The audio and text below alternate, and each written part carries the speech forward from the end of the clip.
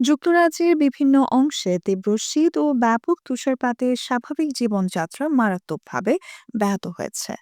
Scotland, Wales ও Northern Ireland সহ শত শত স্কুল বন্ধ ঘোষণা করা হয়েছে। একই সঙ্গে সড়ক, রেল ও বিমান চলাচলেও দেখা দিয়েছে বড় ধরনের বিপর্যয়।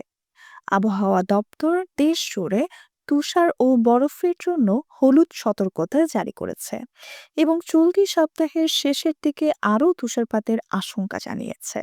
রোববার ইংল্যান্ড ও ওয়েলসের চলতি শীত মৌসুমে সবচেয়ে শীতল রাত রেকর্ড করা হয়। ক্যাম্ব্রিয়ার শার্প এলাকায় তাপমাত্রা নেমে আসে -10.9 ডিগ্রি সেলসিয়াসে।